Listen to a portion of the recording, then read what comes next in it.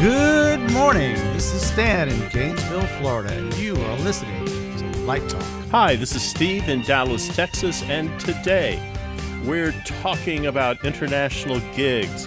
We're talking about freezing at the light board and all kinds of things. We're talking about physics in Turkey. Turkey. All that today on Light Talk. Turkish physics? I've never heard of such a thing.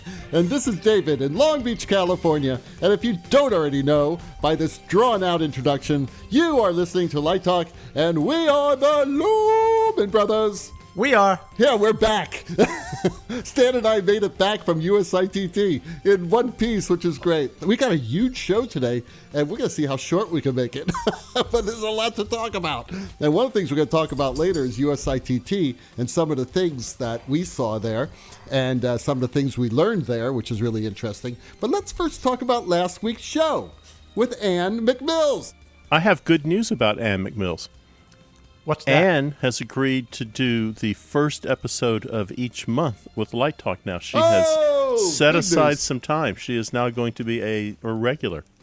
A regular? I love it. That's wonderful. Did you check with the front office about that? Yeah, really. We got to get her to sign a disclaimer. A non-disclosure agreement. These guys are crazy. And you hear that? You have to sign an NDA to work with us. No, she knows. She knows better. But she's questioning this decision because, after last week's show, yeah, I think we could be really doing some serious damage to her career. Well, she is our censor, Well, she's our good taste monitor. Right. Well, same thing. Yeah, but considering our taste has not improved that much, I don't know what sort of job she's doing. But anyway, let's get on because we gotta make this a fast show.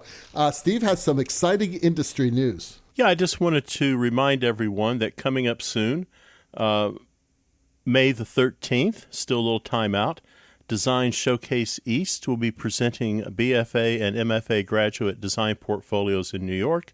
And, of course, Design Showcase West will be at the UCLA campus June 1st. So if you're on the East Coast, West Coast, please come and join us at our showcases. Yeah, those showcases are fantastic. I went to both of them last year. And the one that Steve has on the East Coast, that's really cool. You can do it at Ailey again? Yes, Ailey is our new home. We had been talking to them for a while. They were redesigning their studios, and they made a space for us there, and it's great. So we can handle 50 portfolios now with no trouble. That's a beautiful space, by the way. So please stop by. And, of course, Showcase West is always great, too. So, yeah, East Coast, West Coast. On both coasts, baby. That's great. Nothing in the South. Right. Nothing in the South. What can I say? So, David, I hear you have some interesting news about next week's episode. Next week, that's right, because this is episode 103. And do you know what that means, Stan? Something special. Not this show, but next week is coming up our second anniversary show. Next week. Oh, yeah, but don't tell them what that is. Oh, no, it's a surprise. It's 104. You already gave it away, Stan. Last week, you said what it was. I don't have a memory. Although last week we had a huge number of downloads. How many? It was a lot. It was like over 1,500. It was huge. It was huge. Let me just say, I got a few. We got some really good interviews lined up. If everybody shows up. Oh, like who? Who's coming? Everybody wants to be on the show. Well, there's a guy in New York. He's done a lot of musicals. He's sort of a big name. We tried to have him before. He is scheduled to tape with us. So if nothing gets in the way, we should have Ken Billington. And we do have another New York-based designer lined up, and that's Herrick Goldman. Oh, and wow. then just recently, because we bumped into him at USITT, we've got Richard Cadena. So there's some really great lighting people who have said they'll spend an hour of their time with us to add to the pantheon of Light Talk interviews. Well, first of all, Richard Cadena, have you seen his business card? I did. You guys have been ribbing each other.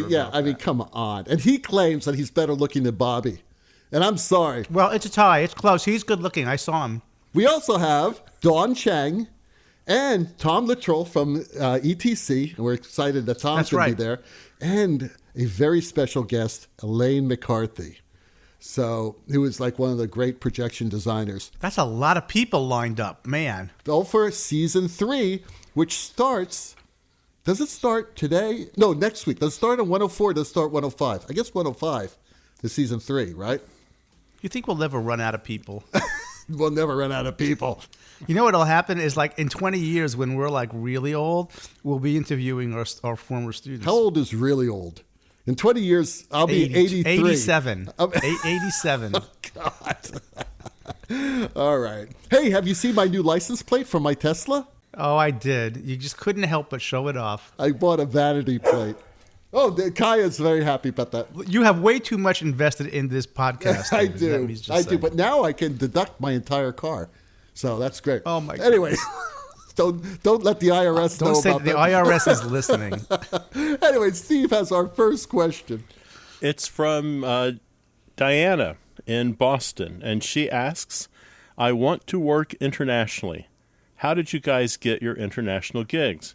Do you have any advice on how I can break into that world? I have the same question. Oh, really? Yeah, I don't have a lot of international work, not in theater. So I'm really curious to hear the answers. Well, my first series of international work was as a lighting supervisor.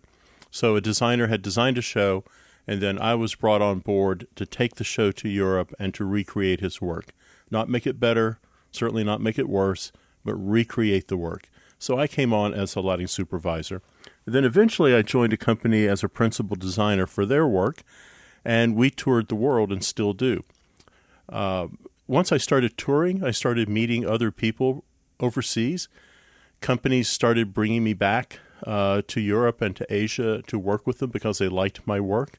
It's, it's as simple and as difficult as it sounds. Get your first job. That's a good answer right there. Probably as a lighting supervisor. Dance companies do it all the time. And don't be a jerk when you travel outside the country, and hand your business card to people. It helps if you speak a language. That's going to make a big difference if you're trying to get a job as a lighting supervisor. When I got my first job, the tour was going to China, to mainland China, and the artistic director was interviewing me and said, "Is there anything you would like to tell me?" And I said, "I think what I'd like to tell you is that I am fluent in Mandarin." And she lost her mind. She was just like, "I can't believe it." And I said, "Well, that's what I would like to tell you, but I don't speak a bit of Mandarin." And she just started laughing, and she said, "You'll be fun to have along." And so that's kind of how it started. That's fantastic. I do a lot of work in France. I met some theater people there, and I have friends there. So again, it's connections. Yeah, it always is connections. It's really, I was joking earlier, but it's true. It's the director. You've got to find a director who works in Europe. That's how it happened for me. I mean, I had a career mostly in regional theater and opera for like 30 years, and I did one show in Europe during that time. And then all of a sudden I met Paul Curran, and all of a sudden I'm doing all my shows in Europe and Asia and Scandinavia. It's where the director works is where you're going to work. And Ken Kazan, another director who I work with all the time, he does European shows too. So it really depends on the director. But yes, Steve, you're absolutely correct. If you get involved in being a lighting coordinator for a company, like a dance company, you're going to meet people. And in this business, it's who you meet. That's the bottom line. I have one other thought. It wouldn't hurt if you can put the money together to go to the Prague Quadrennial and see what's happening on the international market and meet some people. It wouldn't hurt to go to a couple of the big lighting conferences that happen in Europe. I know that sounds outrageous, but there are events beyond trade shows where lighting designers come together and talk about the artistry of design. I had a student who did that a few years ago. He went to Czechoslovakia to a conference, and I just thought that was the craziest thing in the world. But he was good at what he did. He was a friendly person, and he just started meeting people. And, it's interesting. He met Jules Fisher, and they would have breakfast together and chat, and he would point him in some direction. So I think you got to get your name out there, and you're going to have to maybe dig around a bit. Well, I didn't think my story was really going to be relevant to this, but I did get international work, but in a very serendipitous path. And I think to Steve's point about conferences, I got a grant to develop a lighting class, and to pick up the money, the granting agency was at Light Fair, which is architectural lighting, but it's an international conference in the United States. And here's maybe a little hint. I'm sort of a weird one in that I walk around the edges of the conferences to see all the little small I love booths. that. I love that. Right, that are not the guys who were tinkering in their garages, right? And I met these guys who made these little fiber optic lights, and I said, "Oh, these are the coolest things I've ever seen. What do you do with these?" And they said, "Well, we light up museum artifacts with this." And I said, "Oh, I've always dreamed about this for theater models." And so we became friends, and we exchanged information. And the next thing I knew, I was meeting the president of that company. And the next thing I knew, he worked internationally. The next thing I knew, they were taking me to museums around the world to work with them. And so it is about meeting people, and that's just how it happens. So I guess there's a variety of ways. It didn't happen for me for theater, but it happened for me for museums. But I'm very thankful for what I learned from that and all the knowledge I gained and the travel as well. But I didn't have, so you just never know. But like these guys have said, get your name out there, go places where you might not expect it, and be adventurous. So Jay from Los Angeles asks, sometimes I just freeze at the lighting desk when creating a cue. What is the first channel you call up when writing a light cue? Okay, I must say, this is my all-time favorite question in the almost 2 years we've been doing this show, which is pretty amazing. Are you going to answer Yes, I am. Because I'm curious if you're going to say what I'm going to say or what Steve's I'm going to say. sure we're all going to say the same thing. You think? The first channel you call up, the first light you call up. Well, maybe it's a trick question. The first channel, the first light you call up is the most important light. It is the key light. It is the light that says what you're trying to say. And I see that my students, a lot of times, all of a sudden there's mud on stage because they're piling on 30, 40, 50 lights. I look up and I say, what are all these lights doing on? There are like 30 lights on, and most of them are 12%. What is going on? Right, exactly.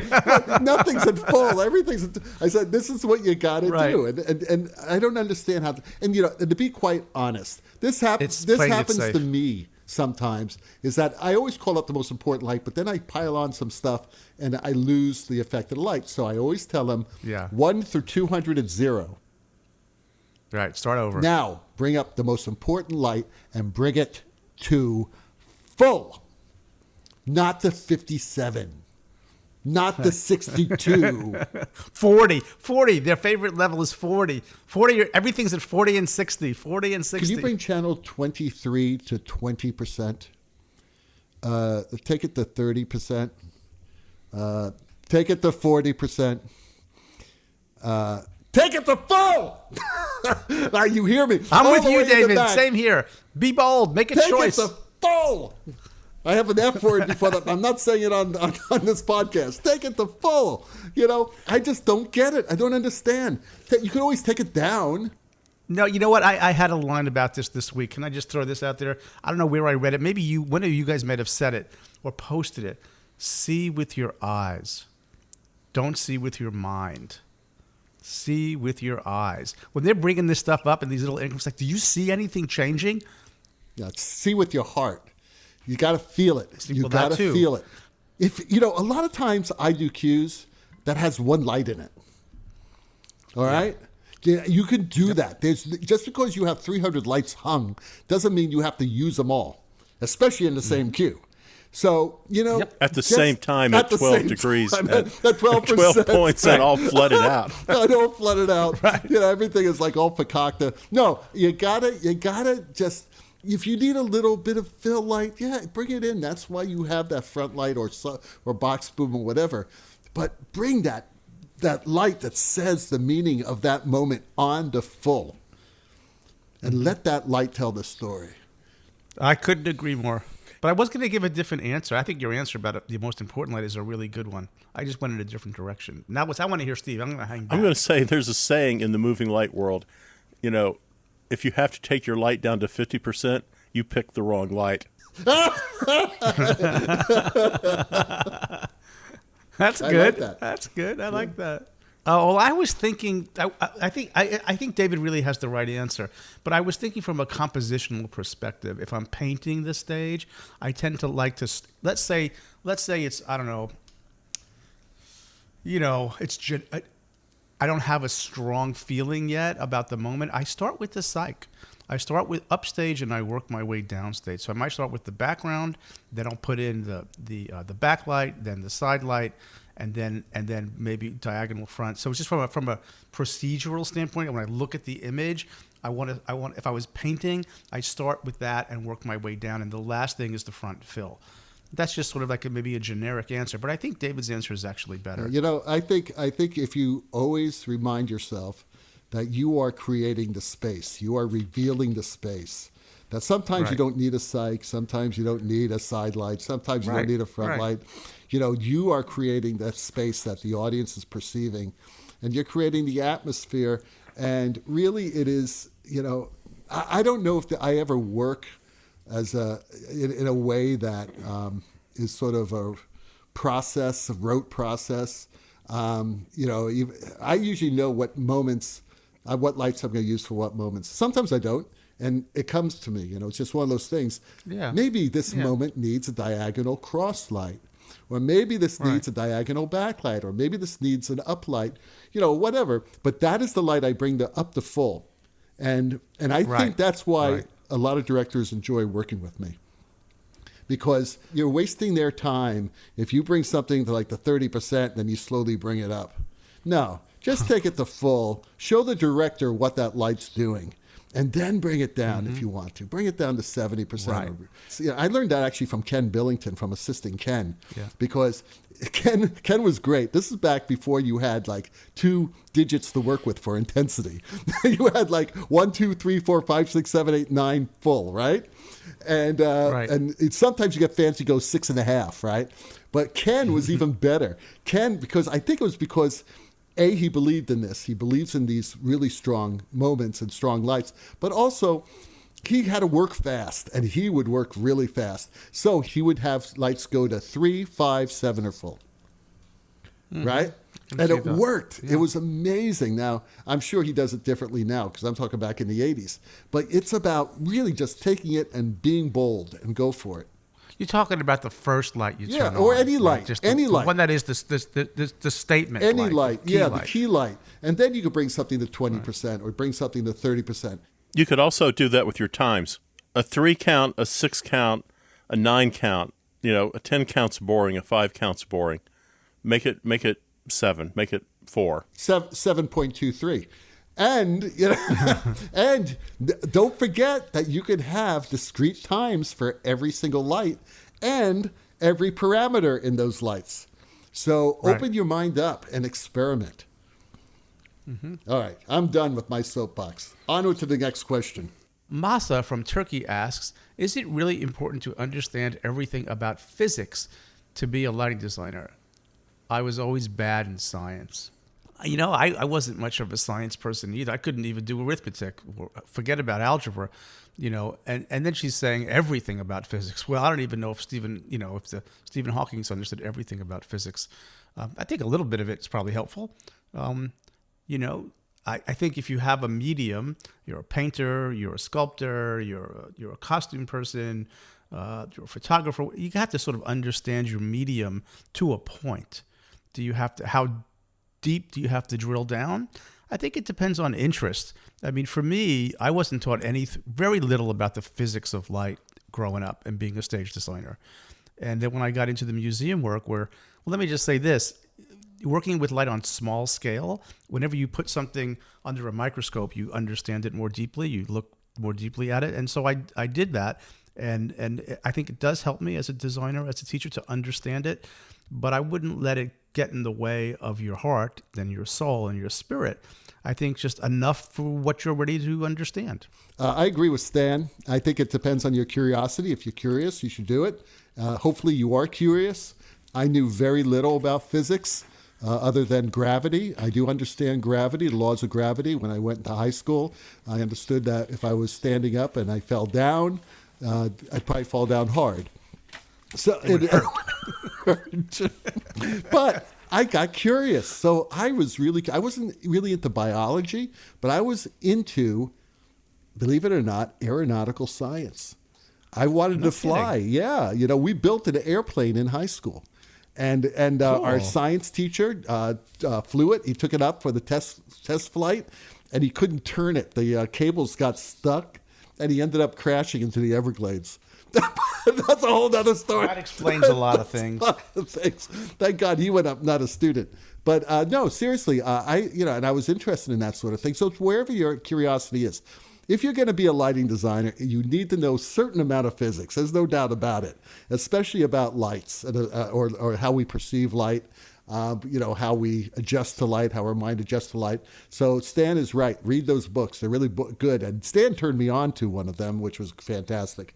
Which one do you like? The Margaret, what was her name? Margaret Livingston. Yeah. It's a great book. And, I really understood a lot about my own research. I was just actually doing some research at USITT about color with Wendy from ETC. And it was really, really interesting talking to a real expert on color. And I'm curious. I just am curious about color because that's what I use all the time. That's what we all use. We all use color. I just keep coming back to that same thing. If you're the smartest person in the room, you're in the wrong room. So you work with light. Don't you think like Da Vinci understood his pigments? Don't you think that Michelangelo understood his chisels and marble and how those things behaved? I mean, of course you do. I mean, really, if I'm going to be truly honest, of course you do. Don't you want to understand everything about your medium? But you don't need to be a total science geek. That's no, you're not going to become a scientist, right? Yeah. But you should know about your tools, and that's what Stan is saying. And I've learned a lot from Stan. I tell my students all the time, if you're gonna, I know you don't like listening to light talk, but you should, because just listening to Stan, you're going to learn so much. Because I learn so much from listening to Stan every single week. Steve, not so much, but Stan, definitely. Well, that's a high compliment. I learned a lot from listening to you guys. I think that's one of the things that makes the show. I listen to the show every Saturday morning because I go back and really pay attention to did I say anything stupid? But also, what you guys have to say, because you have come from different worlds and experiences that I don't have. And I'm by nature, as Steve has said before, quite aptly about students, curiosity. Curiosity. Man, if you don't have curiosity, I don't know why you're living. Hang on. I just want to say that's kind of harsh. That was kind of harsh. If you're not curious, you shouldn't be living. That's a little harsh. Well, some people just exist. You exist. People Well, exist if you're not sometimes. curious, is the brain working? Are you out there with like a hammer, like whack-a-mole, getting non-curious people? I would like that hammer. I would like to do that, actually. That's actually a pretty good idea, but that's a whole nother story. Let's move on. You are listening to Light Talk, and we are the Lumen Brothers. And this week, Light Talk is sponsored by... Hey, from way up in the Texas Panhandle, it's Total Bastard Productions. The good men and women of Total Bastard understand how stressful the summer touring season can be. Sometimes things get out of hand. Things are said in the heat of the moment, and at the end of the night, the long bus ride can be both tense and awkward. That is why Total Bastard Productions is offering a free therapy pet with every tour we build. Our goal is to improve the lives of stagehands and designers by making sure they get to travel with a loving, cuddly prairie dog. You heard me right. TBP is throwing in a black-tailed prairie dog. This little rodent will love you for the grumpy sumbitch you are. And each morning, his annoying chirping and high-pitched bark will wake you right up at sunrise so you never miss a load-in. And brother, I do mean sunrise. The black-tailed prairie dog is well adapted to lighting designers. Using its diametric color vision, it can detect poor color choices. Then, using a special high-pitched call, it alerts other prairie dogs and you to the aforementioned poor color choice. Let us send you a couple today, and in no time you will have 8. Then every 38 days you will have even more prairie dogs to love. Yes, sir, in less than 80 days you'll have 64. And in another 38 days you could have 500. Then set them free all across America. Outlet malls, truck stops, biker bars. Share the love. Then Just like West Texas, you can have 100 miles of prairie dog towns in your community. That's right, fall on your face every time you step in a prairie dog hole. Now you know why Texans shout, yippee-ki-yay, mother! Beep. Beep. From the Panhandle, Total Bastard Productions. Ask about our Mexican prairie dog 3-for-1 special. How do you know you're getting a genuine Total Bastard Productions prairie dog? Just look for the caveman holding a roll of gel on the cage. On the cage. Okay. I was wondering if he was going to say it. So, okay. Because it was on the script, and I'm thinking, where's Ann? Well, I just want to say right now, that is at least a 3 Top Hat sponsor. I agree. With It's pretty with funny. an eyelash. It's With pretty an funny. eyelash It's pretty and some flocking. By the way, speaking of eyelashes, I am quoting right now, Steve, you should pay attention to this, through City Theatrical, half hat and full hat with inside flocking on for the 660s and the 640s show lines. Oh. Is that a hat? Currently being measured and quoted by Gary Is that Fales. technically a hat? Or is it, Well, or is it he a called bib? it that. I think it's a bib. He called that the hat. I don't think that's called a hat. City Theatrical is dead to me.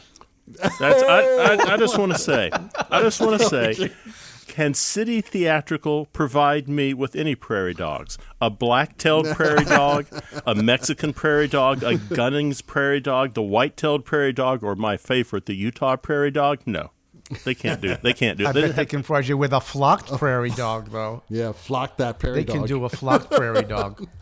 Custom flocking.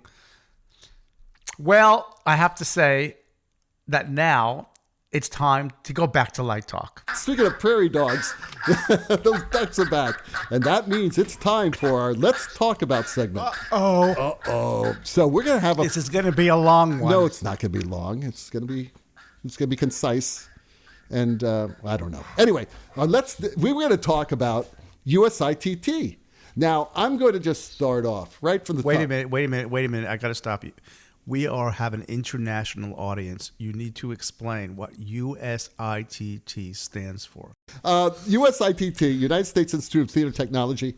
And I have to say that on last week's show, I was pretty rough on USITT. Me too. Yes, Stan was too. We both said that USITT is on our 12-year rotation. Cycle. We're sorry. I'm sorry. It's better. It's much better. It's much better, and I loved it. I had such a great time there, and I was always saying, if you want to see something new, go to LDI. Don't waste your time at USITT. Well, let me tell you something. I was dead wrong, because there were several things that were new there, technology-wise, that were amazing to me. Probably the most talked about product there, and had the most buzz on the floor, was ETC's new Augment 3D upgrade for their EOS operating system. Now, it's in alpha. It's not even in beta yet, but they're saying it should be ready by the fall. That's what they're saying.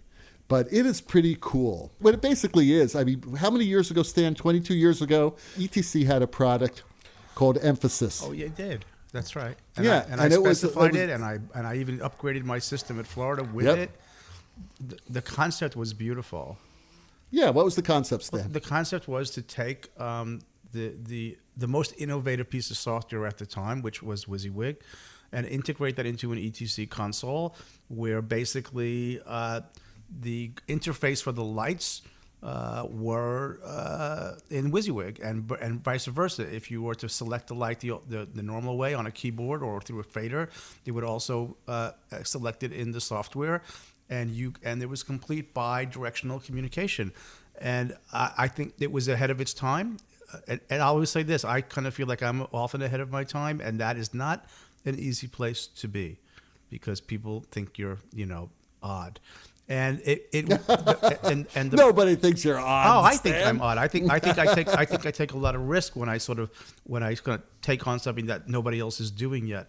But and nobody wants to hear when you tell them, I was talking about that 10 years ago. Nobody wants to hear I told you so. So it's not a happy place to be. But The failure of that was that clients thought they were going to get their theater or their space built for them in 3D. So it was a visualizer too. So when you turned on the light, you saw it in the visualizer. You could work while the work lights were on, and all of the things that we now take for granted. The failure was that the expectation of the clients was not of the purchases wasn't aligned with what they were delivering. Right, and when right. there was technical issues, there wasn't a clear line of reporting between the two companies. Who was going to answer the phone? Who knew it well enough to help people both on the console side and the visual and the WYSIWYG side? So that's a long time ago. Augment 3D is an embedded visualizer into the EOS brand of lighting consoles. And it's also a 3D drafting program. You can import 3D files, objects, yes, and designs. If you do a lighting plot, a stage design, a lighting plot in Vectorworks, 3D Vectorworks, it will import it into your EOS system. And that's from any EOS system that is from the Ion up with the display port. It has to have a display port. You can move lights around. You can activate a light with a touch screen. You Sure. can point to the light and then point to where you want to focus, and it will focus there. Yep. It will remember adjustments, like if you want things not focused on the floor, and Right. you want focused at 5 feet up, Yep. where the hotspot is, it will do that. Yep. It's a very, very powerful program, and the visualizer, from what I saw there, was sublime. It is as good as anything I've seen out there personally. I saw it in grayscale. I didn't see it with materiality and color. Did you? Yeah, I mean, it was really nice. From what I've seen, again, what I saw, I was very, very impressed. Well, the good news is we're all going to see it in June as a beta in 3.0 EOS, and then I'm sure we'll get better after that. And I think, but I don't want to rag on it too much, but it's sort of like it's about time. They also have a wonderful feature called the Wand. That's kind of cool. Which basically turns your iPhone or your Android into a pointing and focusing device. So you go out on stage, you can look at your screen, your iPhone screen, and point it at a light, and you click on it, and then there's a little button that says Find Me. You click on that, and the light focuses on you. Mm-hmm. So you can basically go boom, boom, boom, boom, boom for those 5 lights. Find Me, it hits you, and you can say record focus point 1. Yeah, but it's also great, something that we haven't told our listeners, that Augment 3D is free. Yes. It's free to any EOS user and free to any student. You don't even have to own an EOS. Right. You can just download it on your computer, and there's your visualizer.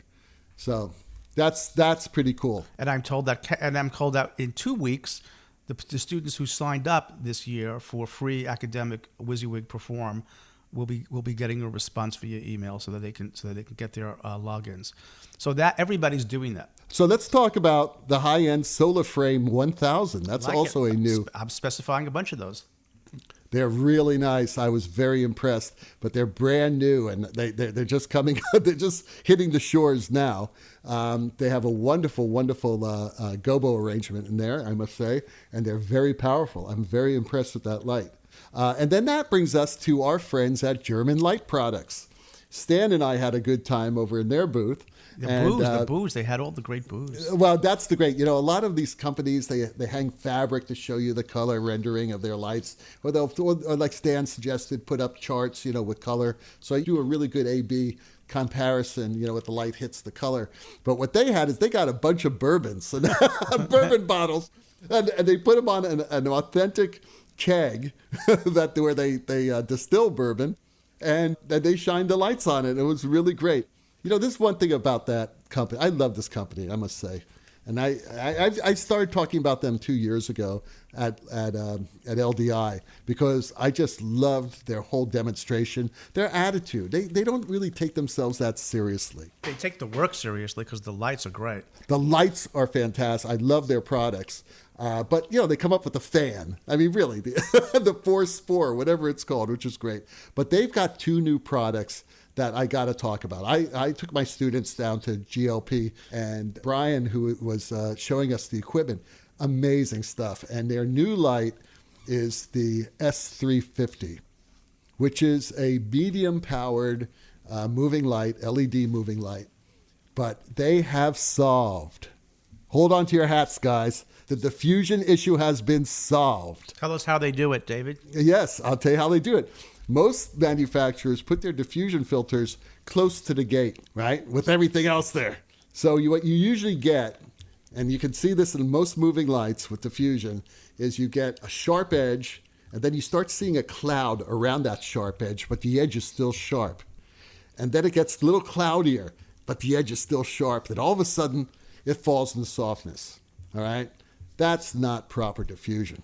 They solved the problem by moving their diffusion mechanism toward the front of the light, where diffusion normally goes. It's actually right behind the optical system. So it's far away from the gate, much farther away than the other, the color and the gobo mechanisms are. So that's how they solved the problem. But wait, there's more. They use 2 different levels of diffusion material. So from 0 to 50%, you get the first one, what they call, I guess, the medium frost or diffusion. And then at above 50%, a second one starts to engage, and it's just like butter. It's beautiful. Butter. It's beautiful. And there's one more company that I want to talk about real quick. Stan was talking earlier about going and finding the little companies. There's a little mom and pop company called CueList. And CueList is a software program that allows you to upload PDF files of scripts and scores and things like that, and actually electronically place light cues, sound cues, projection cues in there with descriptions if you want. But what's really cool is that you can have like 5 or 6 users on the same show. You have a stage manager, sound designer, lighting designer, assistant stage managers. They could all be linked in through the internet, through a cloud. And when someone changes the location of the cue, it automatically updates to everybody's cue list immediately. Josh Epstein and his wife Beth Johnson developed this, and Josh is a local lighting designer here in LA. And I think it's gonna be great. I really do. That it's a monthly subscription price, but only one person needs a subscription if you're working on a show, and then I think up to 6 people or 7 people can use it. Right. So go to their website and take a look at it. And finally, Stan, why don't you tell us about BlackTrax? Well, we would just say that people. I didn't think that BlackTrax was something that I was interested in for my institution. I thought it was a high-end product for industrials and rock shows and really big budgets. And when I started to really understand what it is and the fact that it sits on top of WYSIWYG and what it does with sensors and real-time tracking, I didn't know it was being used on King Kong on Broadway because it was more efficient than tracking the head of Kong with moving lights. It's blew me away in terms of what it can do. And I would just recommend that everybody take a look at the video on what those capabilities are. And what we did hear from Gil Densham, who also needs to be on the show, and I'm going to call him the futurist because he's the guy behind all this forward thinking, that what he told David and I that we really can't talk about, but what is now being installed in certain broadcast studios changes everything. So in 10 years, well, let's just say this, that if we think moving lights were big, moving lights will seem quaint. Moving lights may be obsolete. Perhaps. And I don't think it's going to be 10 years. You think it's faster? I think it's maybe faster. It may be. I don't know that much about how fast this technology is moving, but it seems to be moving pretty damn fast. Yeah. I mean, Wendy told me that she thinks it's going to be about within 2 years when LEDs reach a point of color rendering of tungsten halogen fixture lamps. Oh, sure. So Yeah, well, the the level of efficiency that what Gil talked to about, we have to be a little cagey about what we say, and how that would change labor, how that would change where the attention goes, how that would change what a rig is pretty a tectonic change. In the same way that moving lights were a tectonic change to the world, this is a similar order of magnitude. It does depend, though, on some major developments in technology, so it may not happen. But it's great that people are thinking this way, thinking out of the box. So, Steve, you have the last question of the day. And it comes all the way from the UK, and that is Robin. And Robin says, how do you mentor students once they graduate from your programs? Good question. Nice question. I don't. I stay in touch. We chat. They don't want to hear from me. I look at their work. They invite me to shows. I invite them to mine. But, at some point, I think you walk away from your students' lives. I mean, they're growing. They're developing in ways. I don't know, Robin. If I look at a student's work 10 years from now, I don't know if they care to have me mentor or kibitz on their work anymore. And if anything, they've grown better and better and better than I am. So maybe they need to mentor me at some point. I'll just answer the question a little differently. I don't mentor my students, nor do I seek to mentor my students after school. But what I do seek to, and I'm somewhat successful at, is they turn from my students to my friends and colleagues.